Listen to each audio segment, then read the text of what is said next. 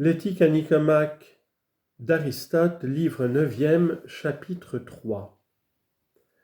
Une autre question assez épineuse, c'est de savoir si les liaisons d'amitié doivent être rompues ou conservées quand les gens ne restent pas ce qu'ils étaient les uns envers les autres.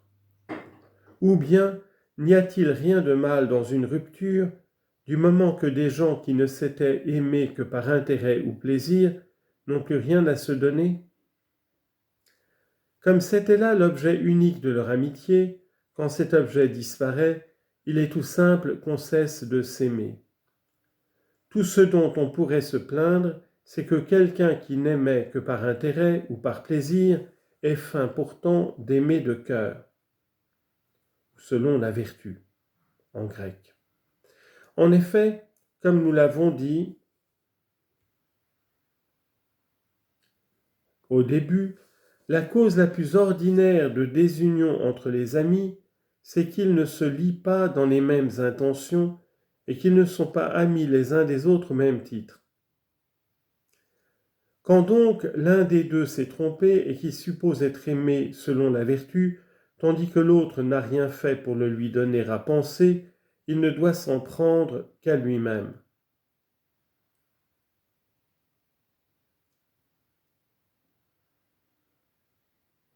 Mais s'il a été dupe de la dissimulation de son ami prétendu, il a tout droit de se plaindre du trompeur, et il peut le faire avec plus de justice encore qu'on ne blâme ceux qui font de la fausse monnaie, parce qu'ici le délit s'adresse à quelque chose de bien autrement précieux. Mais supposons le cas où l'on s'est lié avec un homme parce qu'on le croyait honnête, et qu'ensuite il devienne vicieux ou même paraisse seulement le devenir. Peut-on continuer à l'aimer ? Ou bien n'est-il plus possible de l'aimer encore, puisque l'on n'aime pas tout indifféremment, mais qu'on aime exclusivement ce qui est bon ? Car ce n'est pas un méchant qu'on voulait aimer, ni que l'on doit aimer. Il ne faut pas plus aimer les méchants qu'il ne faut leur ressembler. Et l'on sait du reste que ceux qui se ressemblent s'assemblent. Voici donc la question. Faut-il rompre sur le champ ? Ou bien doit-on distinguer et rompre non pas avec tous, mais seulement avec ceux dont la perversité est désormais incurable ?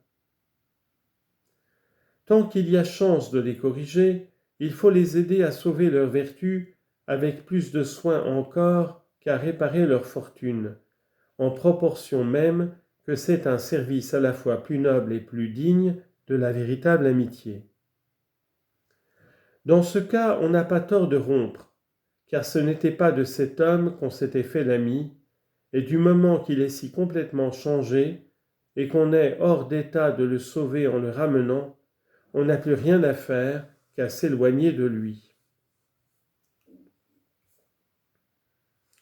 Supposez encore un autre cas.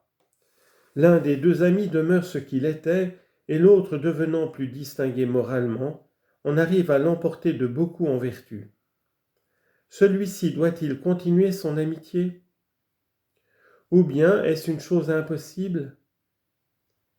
La difficulté devient parfaitement évidente quand la distance entre les deux amis est fort grande, comme il arrive dans les amitiés contractées dès l'enfance.